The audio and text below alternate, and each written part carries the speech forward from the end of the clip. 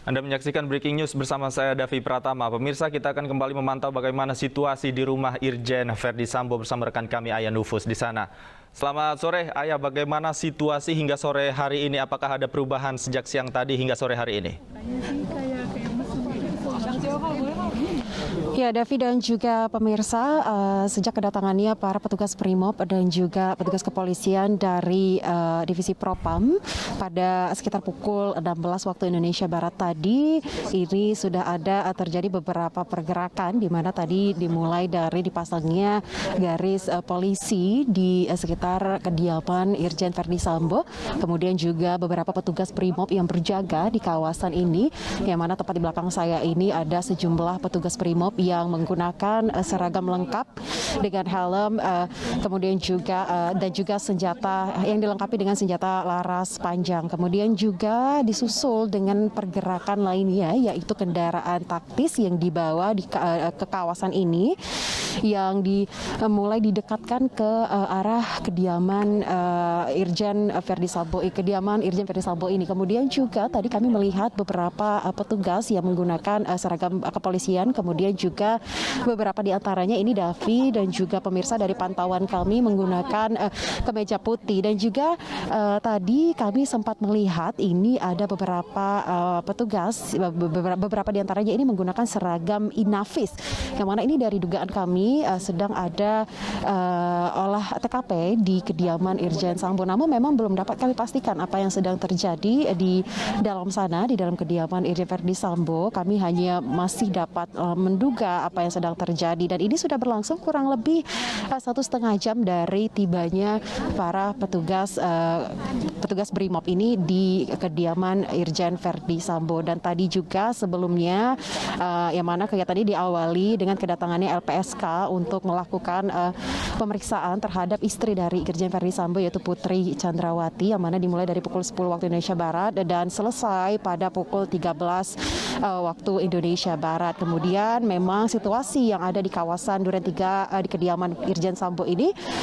sangat dinamis, di mana setelah LPSK meninggalkan kediaman keluarga Irjen Verdi Sambo disusul dengan pengacara dari istri, yaitu meninggalkan kediaman ini. Kemudian tidak lama dari itu tibalah para petugas Brimob ke kawasan Duren 3 ini. Kemudian juga disusul dengan datangnya pengacara dari keluarga Irjen Sambo, yaitu Arman Hanis. Dan sampai saat ini memang Davi dan juga pemirsa sedang berlangsung ini kegiatan yang belum dapat kami pastikan apa yang terjadi di dalam kediaman Irjen Verdi Sambo. Dan ini juga kami masih melihat beberapa petugas yang berlalu lalang memasuki dan juga keluar dari kediaman. Dan juga kami tadi melihat dari pantauan kami beberapa petugas memang melakukan komunikasi sesama mereka di sekitar kediaman yang dipasangi garis polisi. Begitu Davi dan juga pemirsa. Baik Ayah, jika tadi ada kendaraan taktis, apakah saat ini kendaraan taktis juga masih berada di sana, dan apakah ada informasi apa yang mungkin akan dibawa dari rumah Verdi Sambo menggunakan kendaraan taktis tersebut? Ya, memang ada jumlah dari mobil kendaraan taktis ini ada 4, begitu Davi dan juga pemirsa, yang mana 2 di antaranya ini sedang berada di sebelah kanan saya atau di sebelah kiri layar kaca Anda, yang mana ini tadinya berada jauh sekitar 50 meter dari posisi awak media berada. Kemudian mobil ini dipindahkan mendekati ke kediaman dari Irjen Verdi Sambo ini, dan kami juga belum dapat memastikan apa yang akan terjadi dan apa yang akan dibawa nantinya ke dalam mobil ini. Namun dari yang kami pantau saat ini di belakang, tepatnya di kediaman Irjen Sambo ini, banyak sekali sejumlah petugas yang sedang terlihat sibuk begitu ya melakukan kegiatan, yang mana tadi kami seperti yang saya katakan melihat ada beberapa petugas yang menggunakan seragam Inavis, begitu Davi dan juga pemirsa. Namun memang belum dapat kami pastikan apa yang akan dilakukan dan apa yang akan dibawa dari dalam kediaman Irjen Verdi Sambo. Baik, Ayah, artinya sekali lagi saya ingin konfirmasi bahwa tim Inavis saat ini masih berada di dalam kediaman Verdi Sambo. Betul, Davi dan juga pemirsa. Tadi kami sempat melihat beberapa dari mereka berlalu lalang begitu ya, masuk dan juga keluar. Sepertinya kami melihat ini adalah yang dari kami pantau adalah mereka melakukan aktivitas pertukaran informasi atau mungkin aktivitas lainnya belum dapat kami pastikan. Namun memang saya ingin mengkonfirmasi kembali bahwa ada sejumlah petugas yang menggunakan seragam Inavis di kediaman Irjen Sambo ini. Baik, hingga sore hari ini belum ada pihak atau barangkali petinggi dari pihak kepolisian yang bisa dimintai keterangan atau memberikan keterangan resminya di sana? Ayah? Ya, David dan juga pemirsa, tadi di awal sebelum kedatangan sejumlah personel BRIMOB yang pertama kali sampai di kawasan kediaman Irjen Verdi Sambo ini adalah sekitar 4 petugas kepolisian dari divisi Propam, yang salah satu di antaranya adalah Kombes Putut, yang mana tadi kami sempat mencoba untuk bertanya begitu terkait informasi apa yang akan dilakukan di sini. Namun memang para petugas belum dapat memberikan atau tidak memberikan statement apapun dari atau menjawab pertanyaan dari awak media, begitu Davi dan juga pemirsa. Baik, Ayah, apakah pemeriksaan yang dilakukan oleh tim Inavis hanya sebatas di dalam rumah Verdi Sambo atau juga di sekelilingnya? Karena kami melihat di belakang Anda petugas sangat ketat menjaga lingkungan di sana. Ya, memang petugas di sini menjaga sangat ketat, terbukti dari beberapa personel BRIMOB yang berjaga dengan menggunakan seragam lengkap begitu ya, Davi dan juga pemirsa. Namun dari pantauan kami memang ini tim Inavis dan juga sejumlah petugas kepolisian lainnya hanya berjaga di depan, dan juga mereka dari pantauan kami ini hanya melakukan kegiatan di dalam rumah saja. Kami tidak melihat adanya pemeriksaan di luar dari kediaman Irjen Verdi Sambo ini. Begitu, Davi. Baik, Ayah, kami mendapatkan informasi bahwa pemeriksaan atau penjagaan ketat juga dilakukan tidak hanya di rumah dinas dan juga rumah pribadi Irjen Sambo, tapi juga di tempat dari istri Verdi Sambo di sana. Apakah ada informasi terkait bagaimana upaya yang dilakukan oleh kepolisian di sana? Ya, David dan juga pemirsa, memang kami juga mendapatkan informasi serupa begitu ya, bahwa ada 3 lokasi yang dilakukan pemeriksaan atau penggeledahan begitu, atau kawasan ini dipenuhi oleh beberapa petugas kepolisian, yang mana ini diantaranya adalah rumah pribadi gitu yang berada di Jalan Saguling, Duren 3, Jakarta Selatan, kemudian juga di rumah dinas David dan juga pemirsa, dan juga satu lagi yaitu di Jalan Bangka yang masih berkawasan di Jakarta Selatan juga. Namun untuk situasi di sana saya belum dapat menyampaikan atau melaporkan apa yang terjadi. Namun memang dari informasi yang kami dapatkan, pemeriksaan ini atau mungkin kedatangan para petugas kepolisian ini dilakukan secara bersamaan dengan yang terjadi di kediaman pribadi Irjen Verdi Sambo ini. Baik. Nanti kita akan update lagi informasinya dari sana. Terima kasih Ayah Nufus atas laporan Anda langsung dari kediaman Verdi Sambo, Duren 3, Jakarta Selatan. Pemirsa, bagaimana hasil asesmen istri Verdi Sambo, Putri Chandrawati oleh Lembaga Perlindungan Saksi dan Korban atau LPSK? Kita sudah terhubung dengan Wakil Ketua LPSK Edwin Partogi Pasaribu. Selamat sore, Pak Edwin. Selamat sore, Mas Devi. Ya, dengan Davi di studio. Pak Edwin, tadi LPSK sempat mendatangi Davi. Putri Chandrawati untuk melakukan asesmen. Bagaimana prosesnya tadi, bisa diceritakan?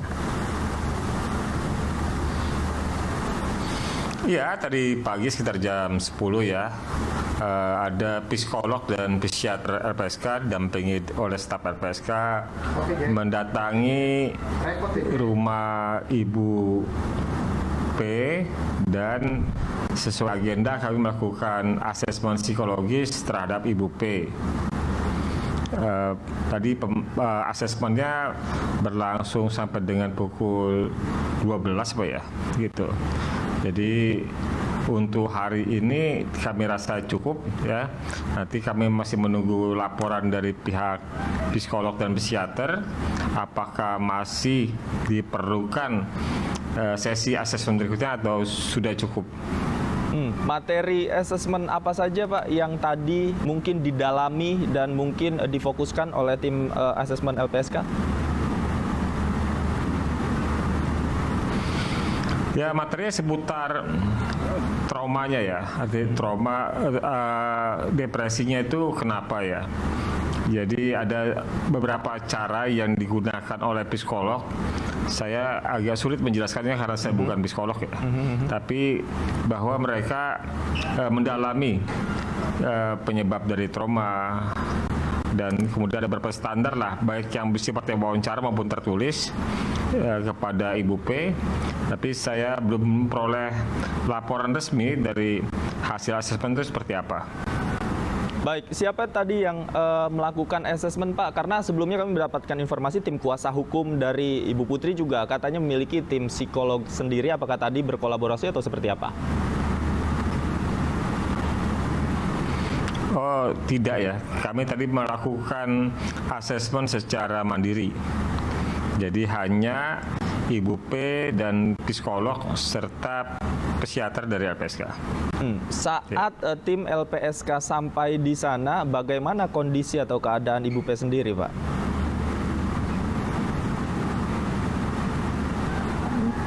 Ya, saya mendapatkan laporan memang masih nampak terguncang, masih ada situasi psikis yang belum stabil ya. Kadang masih menangis, masih sulit untuk berbicara. Ya, nampaknya memang Ibu P membutuhkan layanan psikiatri ya. Jadi bukan layanan psikolog lagi, dibutuhkan layanan psikiatri gitu. Ya, artinya sebaiknya memang Ibu P ya lakukan layanan psikiatri ke dokter ya, ke psikiater. Oke. Nanti hasil dari asesmen psikologis ini akan digunakan sebagai apa Pak oleh LPSK? Ini kan sebagai salah satu pertimbangan LPSK. LPSK kan dalam memeriksa permohonan itu ada 4 hal yang LPSK periksa. Pertama, yaitu menyangkut sifat penting keterangan. Apakah pemohon memiliki keterangan penting untuk muka perkara? Termasuk juga LPSK berdasarkan kewenangannya menguji kebenaran dari permohonan tersebut. Dari perkara apa yang disampaikan oleh pemohon itu, LPSK uji kebenarannya. Kemudian LPSK mendalami tentang ancaman, ada atau tidak ancamannya, gitu loh, aktual atau potensial, gitu. Kemudian yang LPSK dalami adalah situasi medis dan psikologisnya apabila si pemohon ini mengalami sakit atau kondisi traumatik akibat peristiwa pidana. Yang terakhir, LPSK mendalami siapa si pemohon ini dalam konteks latar belakangnya, ya, track recordnya, gitu loh. Ya, itu keempat hal itu menjadi panduan kami karena memang sudah disebutkan dalam Undang-Undang Perlindungan Saksi dan Korban. Oke, artinya masuk di dalamnya termasuk kasus pelecehan yang sempat diakui oleh yang bersangkutan, Pak. Ini juga didalami oleh LPSK. Ya, itu menjadi bagian yang penting buat kami mengetahui sebenarnya yang terjadi seperti apa ya. Karena memang dilaporkan di awal ada dugaan terjadinya pencabulan di TKP ya, yang kemudian ada laporan polisinya. Tetapi sejauh ini dari kami koordinasi dengan Barreskrim, sepertinya soal laporan pencabulan ini belum menjadi perhatian utama ya. Artinya pihak Barreskrim dalam pandangan saya lebih berfokus kepada upaya pembuktian terkait dengan pembunuhan Joshua. Kalau terkait dengan ancaman-ancaman yang tadi mungkin diterima oleh Ibu Putri, apakah ini juga tadi sempat ditanyakan Pak atau digali informasinya? Ya, saya nggak tahu persisnya ya, tapi ada pertanyaan juga diajukan oleh psikolog secara terbuka ya. Apa harapan Ibu terhadap permohonan yang diajukan kepada LPSK ini, gitu loh. Nah, jadi saya juga tadi saya sampaikan, saya masih menunggu laporan resmi dari psikolog karena sejauh ini kami belum mendapatkan laporannya. Ya, ada hal-hal yang sudah sampaikan secara lisan, namun sebaiknya saya menunda menyampaikan informasi sebelum keterangan resmi yang disampaikan psikolog itu kami terima. Oke, kapan hasil asesmennya bisa keluar, Pak? Saya tidak tahu kapannya, tapi mungkin dalam waktu dekat ya. Oke, tadi juga LPSK sempat datang ke Bareskrim Mabes Polri, Pak. Kalau boleh diinformasikan dalam rangka apa, Pak, tadi? Ya, kami kan kemarin menerima kuasa hukum dari Baradae ya. Jadi kuasa hukum yang baru mengajukan permohonan baru atau permohonan yang kedua, yaitu permohonan perlindungan sebagai justice collaborator atau saksi pelaku yang bekerja sama. Nah, untuk menindaklanjuti permohonan itu, kami berkoordinasi dengan Bareskrim. Jadi kami ingin tahu peristiwa yang diterangkan oleh Baradae dari keterangan yang awal itu berbedanya apa, ya, dan kemudian apakah Baradae menunjukkan kerjasamanya atau tidak dengan penyidik untuk mengungkap perkara. Memang ada beberapa penjelasan dari penyidik terkait dengan substansi perkaranya, namun untuk kolaborasinya sendiri penyidik belum bisa menyimpulkan karena prosesnya masih pendalaman oleh penyidikan. Jadi proses penyidikannya masih berlangsung sehingga belum bisa disimpulkan oleh penyidik apakah keterangan Baradae ini benar secara keseluruhan atau tidak, atau masih ada yang ditutupi. Oke, artinya terkait dengan perbedaan keterangan Baradae ini belum ditemukan ya letak perbedaannya di mana atau masih dikomparasi? Oh, tentu perbedaannya sudah nampak. Ya, kan LPSK juga sudah melakukan 5 kali pemeriksaan terhadap Baradae. Kami juga sudah mendapatkan kronologi dari yang disampaikan Baradae di awal. Ya, yang kami juga merasa tidak memiliki keyakinan bahwa yang disampaikan Baradae ketika itu adalah benar, karena dari hasil investigasi kami menggali keterangan, fakta, data, informasi dari sumber yang kompeten dan kredibel, ya, itu menunjukkan adanya perbedaan yang cukup signifikan yang tidak berkesesuaian dengan keterangan Baradae. Oke. Gitu loh. Oke. Sehingga kemudian ketika Baradae merubah keterangan sebelumnya menjadi keterangan yang saat ini ramai dibincangkan, itu masih ada kecocokannya, ya. Dan masih ada kecocokan dengan informasi fakta yang telah kami kumpulkan dari pihak-pihak lainnya. Jadi memang yang kami periksa, yang kami minta keterangan secara langsung itu Baradae. Tetapi kalau investigasi kami melampaui kedua orang itu, baik pemohon Ibu P maupun Baradae, karena kami mendalami informasi, fakta, data, dokumen yang kami peroleh dari pihak-pihak yang kompeten dan kredibel tadi. Baik, Pak Edwin, artinya LPSK sendiri melihat bahwa keterangan Baradae yang kedua ini lebih masuk akal dan lebih sinkron dengan fakta-fakta yang ditemukan oleh LPSK. Iya, lebih ada kesesuaian, ya. Jadi lebih ada kesesuaian dengan fakta-fakta yang kami temukan, yang kami dapatkan, dibanding dengan versi cerita yang pertama. Gitu. Oke, berdasarkan hasil tersebut, kami ingin tahu bagaimana LPSK memandang Baradae ini adalah bagian dari saksi yang memang harus dilindungi atau diberikan perlindungan. Kemudian potensi ancaman-ancamannya nanti akan seperti apa? Ya, tentu yang juga bisa memberikan masukan untuk itu adalah penyidik sendiri. Gitu. Karena kan penyidik yang melakukan pemeriksaan terhadap Baradae, ya. Artinya, apakah tadi yang saya sampaikan, apakah Baradae telah menyampaikan keseluruhan dari peristiwa ini, gitu loh. Jadi dia membuka tabir tidak setengah-tengah, tidak 3/4, ya, tapi 100%, gitu. Ya, jadi harus dia membuka keseluruhan dari yang diketahui tentang peristiwa ini untuk membuat terang perkara, sehingga dengan begitu juga penyidik bisa menetapkan pihak-pihak lain yang dianggap terlibat dalam perkara ini, baik perannya sebagai yang menyuruh atau ikut membantu atau ikut serta menjadi bagian dari peristiwa yang kemudian membuat almarhum Joshua meninggal dunia. Oke, baik Pak Edwin, terima kasih banyak sudah berbagi informasi bersama kami. Kita nantikan terus nanti hasil investigasi dari LPSK seperti apa. Terima kasih sudah bergabung bersama kami di Breaking News. Selamat sore.